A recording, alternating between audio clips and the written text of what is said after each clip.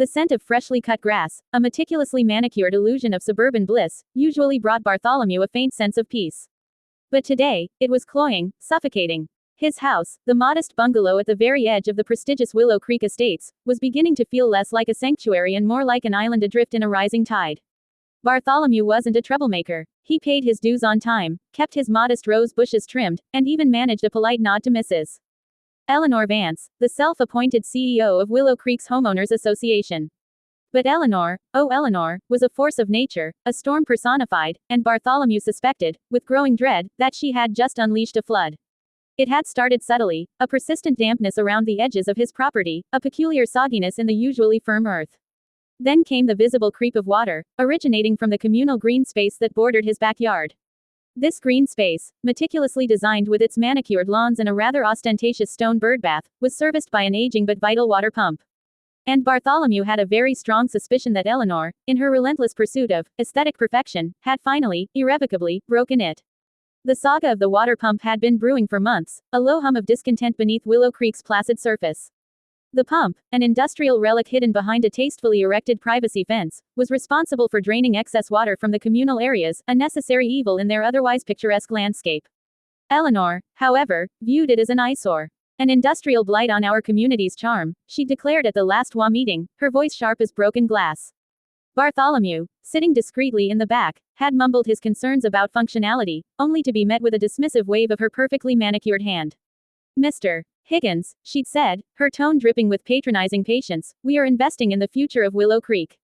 This pump is unsightly and frankly, unnecessary. The landscape architects assured me the natural drainage is more than adequate. Nathaniel, Nate, Higgins, Bartholomew's actual name, had tried to explain the water table, the slight dip in the land that made his property the natural collection point, but Eleanor's conviction was a formidable barrier.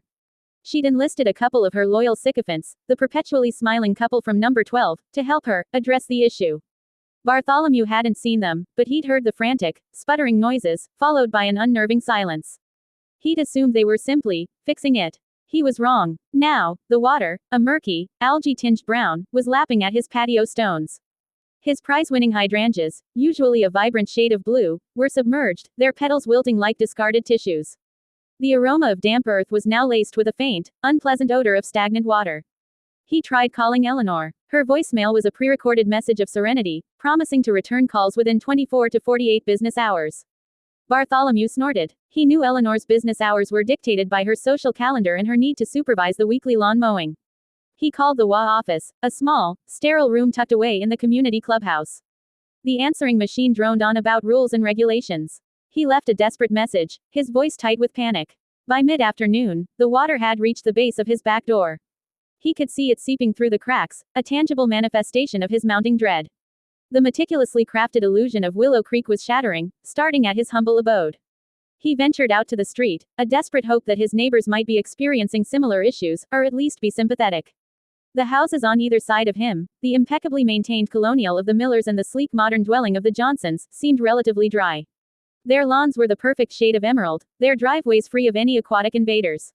Then he saw Mr. Henderson, a retired gentleman who lived 2 houses down, wrestling with a large inflatable flamingo. Mr. Henderson, a man of few words but immense practicality, was trying to fashion a makeshift barrier for his garden gnomes. Having a bit of a situation, Nate. Mr. Henderson grunted, not looking up. You could say that, Mr. Henderson. Eleanor and her improvements, I suppose. Mr. Henderson paused, his brow furrowed. Heard some clanking over by the pump last week. Sounded like a herd of elephants in tin cans. He shook his head. That old pump was a brute, but it worked. Never understood why she wanted to mess with it. Bartholomew explained the situation, the rising water, the wilting hydrangeas. Mr. Henderson nodded slowly. She thinks she knows best, that one. Like she's got a personal decree from the Almighty on how this place should look. As the day wore on, the water level continued to rise. It was no longer just his backyard. The communal walkways were becoming perilous, the storm drains visibly overwhelmed. A few other residents, those living on lower-lying properties closer to Bartholomew's, began to emerge, their faces etched with concern. The cheerful facade of Willow Creek was beginning to crack, revealing a network of simmering resentments and a growing awareness of their shared vulnerability. By evening, the water was seeping into Bartholomew's living room. He could hear the soft, sinister sloshing sound as it crept across his Persian rug. He'd moved his antique armchair to higher ground, a futile gesture against the rising deluge. Then, the first siren wailed. It was distant at first, a mournful cry that pierced the suburban quiet. Then another, closer. Bartholomew stepped out onto his porch, the damp air clinging to him like a shroud. He saw flashing red and blue lights reflecting off the water that now covered half his front lawn. A fire truck, its massive red body glistening, was navigating the flooded street with surprising agility. A couple of firemen, their faces grim, were wading towards his house. "Sir, are you Bartholomew Higgins?" one of them called out. "Yes, thank God," Bartholomew exclaimed, rushing down the steps and into the rising water. The fireman, a burly man named Chief Miller, no relation to the Millers down the street, he assured Bartholomew later, surveyed the scene with a practiced eye. "Looks like you've got a bit of a problem, sir. That communal pump appears to have given up the ghost. Caused a bit of a backup." "A bit," Bartholomew choked out, gesturing at the watery expanse. Chief Miller gave a grim nod. "We've got reports of flooding on multiple properties. The storm drains are completely overwhelmed. We're recommending immediate evacuation for low-lying areas."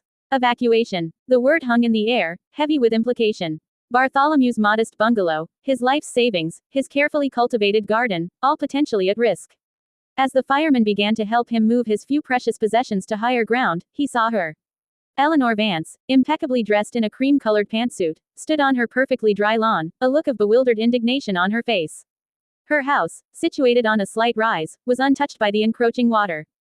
"This is an outrage," she declared, her voice amplified by the growing chaos. "My property is perfectly dry. This must be a localized issue. Some sort of plumbing malfunction specific to Mr.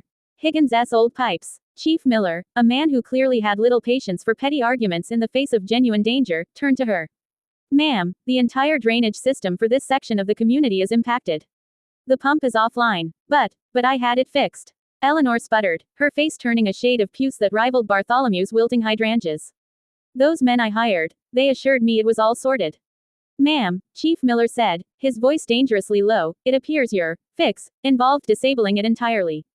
A collective gasp rippled through the small group of residents who had gathered on the less affected higher ground. Bartholomew felt a surge of something akin to vindication, quickly followed by a wave of despair. Over the next few days, Willow Creek transformed. The perfectly manicured lawns became sodden fields. The pristine white fences sagged under the weight of the constant moisture.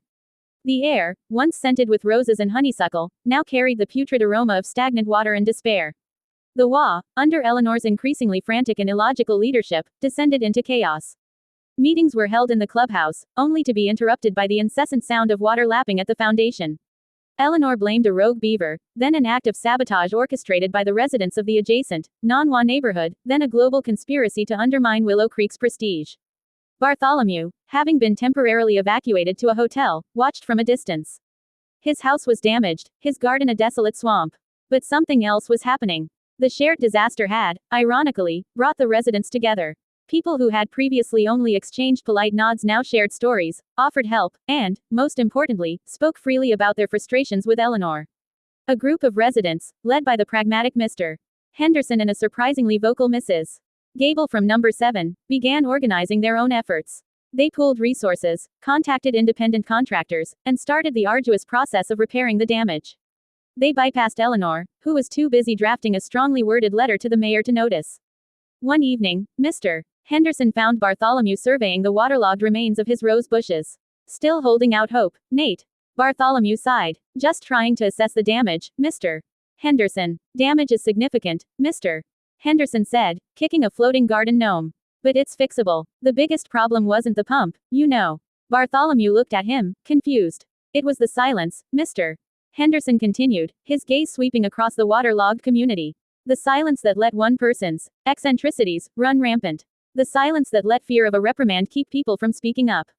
He paused, then added, "We're forming a new committee, Nate.